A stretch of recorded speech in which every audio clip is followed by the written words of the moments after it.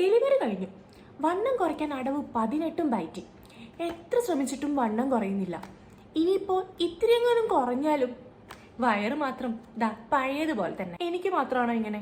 അല്ല, ഒരുവിധം എല്ലാവർക്കും ഈ പ്രശ്നം തന്നെയാണ്. പക്ഷെ നമ്മൾ ചെയ്യുന്ന കുറച്ച് കാര്യങ്ങൾ ശ്രദ്ധിച്ചാൽ നമുക്ക് ഈ പ്രശ്നം സോൾവ് ചെയ്യാൻ പറ്റും. Welcome back to my channel. This is Athira Balaji. അപ്പോൾ എൻ്റെ വീഡിയോ നിങ്ങൾ ആദ്യമായിട്ടാണ് കാണുന്നതെങ്കിൽ സബ്സ്ക്രൈബ് ചെയ്യുക. പലരും പറഞ്ഞു കേട്ടിട്ടുണ്ട് വയറ് കുറയ്ക്കാൻ വേണ്ടിയിട്ട് ഒരുപാട് കാര്യങ്ങൾ ചെയ്യുന്നുണ്ട്, എക്സസൈസസ് ചെയ്യുന്നുണ്ട്. പക്ഷെ ഈ പറഞ്ഞ ആളുകളോട് ചോദിച്ചു കഴിഞ്ഞാൽ അവർ പറയും ഞങ്ങൾ എക്സസൈസസ് ചെയ്യുന്നുണ്ട്, പക്ഷെ അവർ കഴിക്കുന്ന ഡയറ്റ് എന്താണ്, അവർ എന്ത് ഡയറ്റാണ് ഫോളോ ചെയ്യുന്നതെന്ന് ചോദിച്ചു കഴിഞ്ഞാൽ അവർ പറയും രാവിലെ ഇഡലി ദോശ, ഉച്ചയ്ക്ക് ചോറ്, രാത്രി ചോറ്, ഈ ഒരു ഡയറ്റ് ആയിരിക്കും അവർ ഫോളോ ചെയ്യുന്നുണ്ടാവുക. പക്ഷെ ഇവിടെയാണ് നമ്മൾ മാറ്റം വരുത്തേണ്ട ഫസ്റ്റ് കാര്യം എന്ന് പറയുന്നത്. നമ്മുടെ ഡയറ്റിലാണ് നമ്മൾ ഫസ്റ്റ് ഇമ്പോർട്ടൻസ് കൊടുക്കേണ്ടത്. ആദ്യമായിട്ട് നമ്മൾ 3 നേരം അരിഭക്ഷണം എന്നുള്ളത് അങ്ങോട്ട് ഒഴിവാക്കുക. അരിഭക്ഷണം എന്ന് പറയുമ്പോൾ രാവിലെ നമ്മൾ ഇഡലി ദോശ എന്നുള്ളതൊക്കെ അരിഭക്ഷണം തന്നെയല്ലേ. പിന്നെ നമ്മൾ ഉച്ചയ്ക്ക് ചോറ് കഴിക്കും, രാത്രിയും ചോറ് കഴിക്കും. അപ്പം ഇങ്ങനെയാകുമ്പോൾ നമുക്ക് വയറ് കൂടാനുള്ള സാധ്യത കൂടിക്കൊണ്ടിരിക്കുകയാണ്. അപ്പം നമ്മൾ ആ ഒരു ഡയറ്റ് നമ്മൾ ഫസ്റ്റ് ചേഞ്ച് ചെയ്യണം. നമ്മൾ ചേഞ്ച് ചെയ്യേണ്ട ഫസ്റ്റത്തെ കാര്യം എന്ന് പറയുന്നത് നമ്മൾ രാവിലത്തെ ഡയറ്റ് നമുക്ക് ഇനിയിപ്പോൾ ഇഡലിയും ദോശയും ഒഴിവാക്കാൻ പറ്റില്ലെങ്കിൽ ഓക്കെ, അത് നമുക്ക് സ്കിപ്പ് ചെയ്യാതെ വെക്കാം. പിന്നെ ഉച്ചയ്ക്ക് ചോറ് നമുക്ക് ചെറിയ അളവിൽ കഴിക്കാം. പക്ഷെ രാത്രി നമുക്ക് വേണമെങ്കിൽ ചപ്പാത്തി എന്തെങ്കിലും ഗോതമ്പിന്റെ ഐറ്റംസ് ഒക്കെ കഴിക്കാം. അപ്പൊ നമുക്ക് ഉച്ചയ്ക്ക് ചോറ് എടുക്കുമ്പോഴും നമ്മൾ കുറേ ചോറെടുത്ത് വാരി കഴിക്കരുത്. അതിന് പകരം ചെറിയൊരളവിൽ ചോറെടുക്കാം. അതിൻ്റെ ഒപ്പം ഒരുപാട് വെജിറ്റബിൾസ് ആഡ് ചെയ്ത് കഴിക്കാം. അതായിരിക്കും ഏറ്റവും നല്ലൊരു ഡയറ്റ്. അപ്പൊ ഈ ഒരു ഡയറ്റിൽ നിന്ന് വേണം നമ്മൾ സ്റ്റാർട്ട് ചെയ്യാൻ. ഇവിടെ പ്രത്യേകം ശ്രദ്ധിക്കേണ്ട ഒരു കാര്യം, നമ്മൾ പലരും കഴിക്കുമ്പോൾ അരി എന്തരിയാണ് അങ്ങനെയൊന്നും ശ്രദ്ധിക്കില്ല.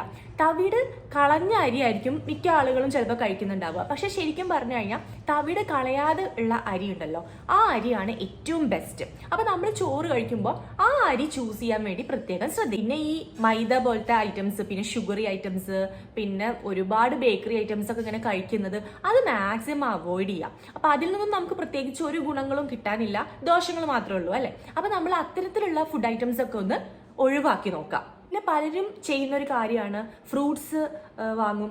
ഞാൻ ഫ്രൂട്ട്സ് എൻ്റെ ഡയറ്റിൽ ഉണ്ടായിക്കോട്ടെ എന്ന് വിചാരിച്ചിട്ട് ഫ്രൂട്ട്സ് കുറേ വാങ്ങി വെച്ചിട്ട് അത് പാലും പഞ്ചസാരയും ഒക്കെ ഇട്ട് അങ്ങ് ജ്യൂസ് അടിച്ചങ്ങ് കുടിക്കും. അപ്പം എല്ലാ ഗുണങ്ങളും കിട്ടുമെന്ന് കരുതും. പക്ഷെ ശരിക്കും അതൊരു മണ്ടത്തരാണ്. ജ്യൂസ് അടിച്ച് കുടിക്കുന്നതിനേക്കാൾ ഏറ്റവും എഫക്റ്റീവായ കാര്യം നമ്മൾ ഫ്രൂട്ട്സ് അങ്ങനെ നമ്മുടെ വായിലിട്ട് ചവച്ചരച്ച് കഴിക്കുന്നത് തന്നെയാണ്. അങ്ങനെ കഴിച്ചാൽ മാത്രമേ ഫ്രൂട്ട്സിന്റെ എല്ലാ ഗുണങ്ങളും നമുക്ക് കിട്ടുള്ളൂ. ഇനിയിപ്പോൾ അത്രയും നമുക്ക് ഫ്രൂട്ട്സ് അങ്ങനെ കഴിക്കാൻ മടിയുള്ള ചില ആൾക്കാരുണ്ടാവും അല്ലെ. അങ്ങനെ മടിയുള്ള ആളുകളാണെങ്കിൽ നമുക്ക് ജ്യൂസ് അടിച്ചു കുടിക്കുക, അല്ലാതെ വേറെ വഴിയൊന്നുമില്ല. അപ്പോൾ പക്ഷെ മാക്സിമം നമ്മൾ ഫ്രൂട്ട്സ് കഴിക്കാൻ, നമ്മൾ ചവച്ചരച്ച് കഴിക്കാൻ തന്നെ ശ്രദ്ധിക്കാം.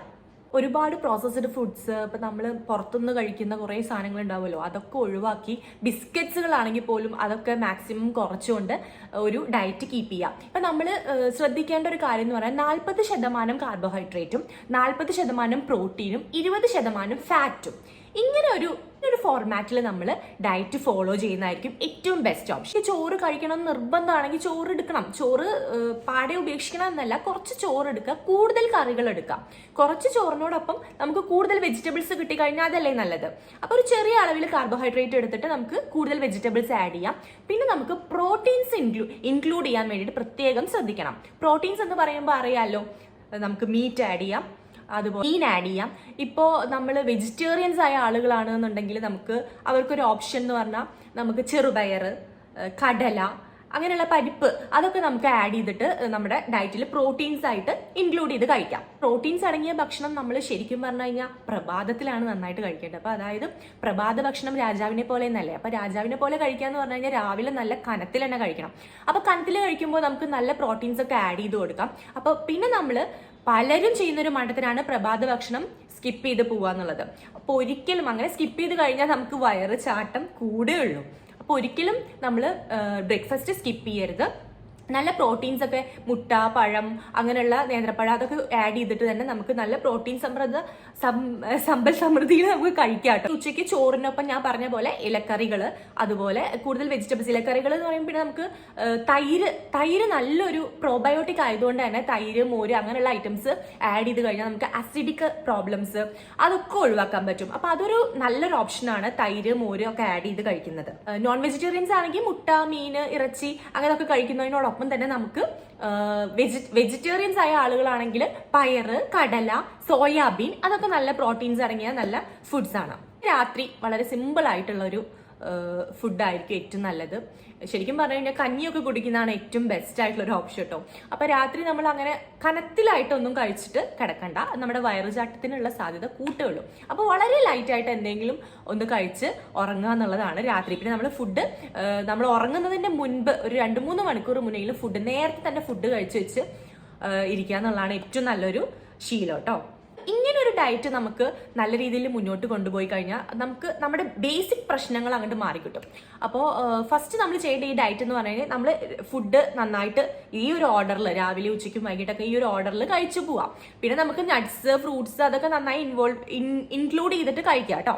അപ്പോൾ ഈ ഒരു ഡയറ്റ് കഴിഞ്ഞ് കഴിഞ്ഞാൽ പിന്നെ നമ്മൾ ശ്രദ്ധിക്കേണ്ട കാര്യം എന്താണ്, നമ്മുടെ സ്ട്രെസ് ലെവൽ. നമ്മുടെ സ്ട്രെസ് എന്ന് പറയുന്ന ഒരു സംഭവം ഉണ്ടല്ലോ, നമ്മൾ ഒരുപാട് ഓരോ കാര്യങ്ങളെ കുറിച്ച് ആലോചിച്ച് ഇപ്പൊ ഈ വയറ് ചാടുന്നതിനെ കുറിച്ച് ആലോചിച്ച് തന്നെ ടെൻഷൻ അടിച്ചിരിക്കുന്ന ഒത്തിരി പേരുണ്ടാവും. ഡെലിവറി കഴിഞ്ഞ് കഴിഞ്ഞാൽ പിന്നെ പറയേ വേണ്ട, പോസ്റ്റ്പാർട്ടം പീരീഡ് നമ്മൾ ഒരുപാട് ആലോചിച്ച് ടെൻഷൻ അടിക്കും അല്ലേ. അപ്പൊ അങ്ങനെ ടെൻഷൻ അടിക്കേണ്ട ഒരാവശ്യമില്ല. ഇതൊക്കെ നമുക്ക് ചേഞ്ചസ് ഉണ്ടാവും, നമ്മൾ ഡെലിവറി കഴിഞ്ഞാൽ നമുക്ക് ചേഞ്ചസ് ഉണ്ടാവും. ആ ചേഞ്ചസ് ഒക്കെ നമ്മൾ ആക്സെപ്റ്റ് ചെയ്തുകൊണ്ട് നമുക്ക് ഇതിൽ എന്തൊക്കെ മാറ്റങ്ങൾ വരുത്താം എന്നതിന് കുറിച്ച് ചിന്തിക്കുകയാണ് വേണ്ടത്. അപ്പൊ നമ്മൾ ഡിപ്രഷനും സ്ട്രെസ് അങ്ങനെയുള്ള സംഭവങ്ങളൊക്കെ മാറ്റി നിർത്താം. അങ്ങനെ വെച്ചാൽ തന്നെ നമ്മുടെ മൈൻഡും സെറ്റ് ആവും, നമ്മുടെ ബോഡിയിലും ആ ഒരു ചേഞ്ചസ് റിഫ്ലക്ട് ചെയ്യും. സ്ട്രെസ് കൂടുമ്പോൾ തന്നെ നമ്മുടെ സ്ലീപ്പ് സൈക്കിളും ഡിസ്റ്റർബ്ഡ് ആവും. പിന്നെ ഒന്നാമത് നമുക്ക് ബേബിയൊക്കെ ആവുമ്പോൾ നമ്മുടെ സ്ലീപ്പ് സൈക്കിൾ ഡിസ്റ്റർബ്ഡ് ആയിട്ട് കിടക്കുകയായിരിക്കും, നോർമലി അങ്ങനെയാണല്ലോ. പക്ഷെ നമുക്ക് കിട്ടുന്ന സമയങ്ങൾ നമ്മൾ ഉറങ്ങുക, നമ്മുടെ ഉറക്കത്തിനൊരു കുറവ് വരുത്താതെ. ഉറക്കം വളരെ കുറഞ്ഞു പോയാലും പ്രശ്നമാണ്, ഇനി കൂടിപ്പോയാലും പ്രശ്നമാണ്. അപ്പോൾ ഒരുപാട് കിടന്നങ്ങ് ഉറങ്ങിയാലും വിഷയം തന്നെയാണ്.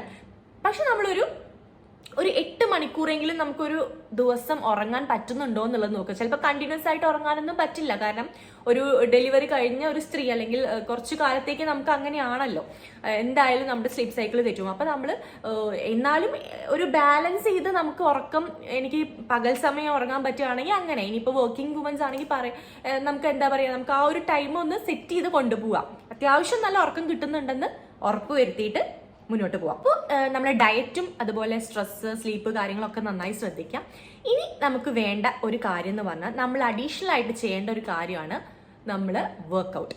നമ്മൾ എക്സസൈസ് ഇല്ലാത്ത ഒരു ആൾക്കും ഒരിക്കലും വയറ് കുറയ്ക്കാൻ പറ്റില്ല. അപ്പം നമ്മൾ എക്സസൈസ് നമ്മൾ എന്തായാലും ചെയ്തേ പറ്റും.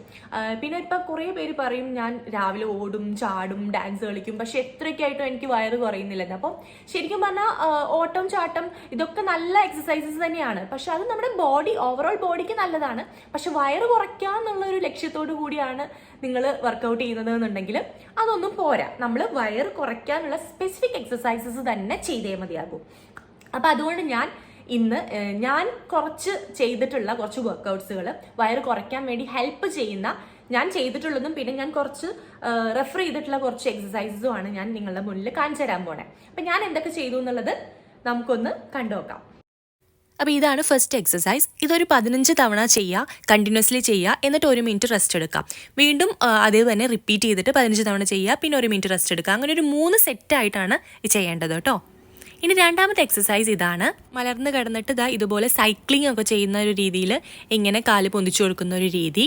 ഇത് കാലിലെ മസിൽസിനും അതുപോലെ നമ്മുടെ അബ്ഡോമൻ്റെ മസിൽസൊക്കെ കൂടുതൽ സ്ട്രെങ്ത് ആക്കാൻ വേണ്ടിയിട്ട് ഒത്തിരി ഹെൽപ്പ് ചെയ്യുന്ന ഒരു എക്സസൈസ് ആണ് കേട്ടോ.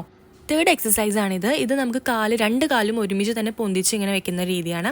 നമ്മൾ കൈ അനക്കേണ്ട ആവശ്യമില്ല, കൈ അതുപോലെ വെക്കുക. ഇതും ഒരു 15 തവണ റിപ്പീറ്റ് ചെയ്ത് ഇടയ്ക്ക് ഒരു 1 മിനിറ്റ് ഗ്യാപ്പ് കൊടുത്ത് ചെയ്യാം. ഫോർത്ത് എക്സസൈസ് ഇതുപോലെ കാല് ഇങ്ങനെ പൊന്തിച്ച് വെച്ചിട്ട് ഹോൾഡ് ചെയ്ത് വെക്കാം. ഒരു 30 സെക്കൻഡെങ്കിലും ഇങ്ങനെ ഹോൾഡ് ചെയ്ത് വെക്കുക, പിന്നെ വീണ്ടും ഇത് റിപ്പീറ്റ് ചെയ്യാം. ഇനി ഫൈനൽ എക്സസൈസ് നമ്മൾ ഇതുപോലെ കമിഴ്ന്ന് കിടന്നിട്ട് ഇങ്ങനെ തന്നെ ബോഡി ഒരു 40 സെക്കൻഡെങ്കിലും വെച്ചിട്ട് നിൽക്കാൻ ശ്രമിക്കുക. അപ്പോൾ ഈ എക്സസൈസ് എല്ലാം നമ്മുടെ വയറിലെ കൊഴുപ്പ് കുറച്ച് നമ്മുടെ ബാക്ക് മസിൽസും വയറിലെ മസിൽസും ഒക്കെ സ്ട്രെങ്തൻ ചെയ്യും. അപ്പോൾ ഞാൻ ഈ കാണിച്ചിരുന്ന എക്സസൈസ് എല്ലാവരും കണ്ടല്ലോ. അപ്പോൾ ഇതൊക്കെ ഒന്ന് ഡെയിലി ചെയ്ത് നോക്കുക. ഞാൻ പറഞ്ഞ ലൈഫ് സ്റ്റൈൽ, അതായത് ഫുഡ് കാര്യങ്ങൾ എല്ലാം ഒന്ന് ഫോളോ ചെയ്യുക. ഈ എക്സസൈസസും ചെയ്ത് മുന്നോട്ട് പോവുക. തീർച്ചയായിട്ടും നിങ്ങളുടെ പ്രശ്നങ്ങളെല്ലാം സോൾവ് ആവും. നിങ്ങൾ എക്സസൈസസ് ഒന്നും ചെയ്യാതെ കുറേ ഇരുന്നിട്ട് പിന്നെ പെട്ടെന്ന് കയറിയിട്ട് ഇതൊക്കെ അങ്ങ് തുടങ്ങി കഴിയുമ്പോൾ നിങ്ങൾക്ക് നെക്സ്റ്റ് ഡേ ചിലപ്പോൾ എന്തെങ്കിലുമൊക്കെ ബുദ്ധിമുട്ടുകൾ തോന്നും കേട്ടോ. മീൻസ് ബോഡി പെയിൻ അങ്ങനെ എന്തെങ്കിലുമൊക്കെ തോന്നും. അപ്പം നിങ്ങളങ്ങ് നിർത്തിക്കളയരുത്, എനിക്ക് വയ്യാന്ന് വിചാരിച്ച് നിർത്തിക്കളയരുത്. അതൊന്നും പ്രശ്നമില്ല, സാരമില്ല എന്ന് വിചാരിച്ചിട്ട് മുന്നോട്ട് പോയേ പറ്റൂ വയറ് കുറയണമെങ്കിൽ. അപ്പോൾ ഇത്രയൊക്കെ ഉള്ളൂ. അപ്പോൾ ഇനി നെക്സ്റ്റ് വീഡിയോയുമായി ഞാൻ വരുന്നത് വരേക്കും ടാറ്റാ ബൈ ബൈ.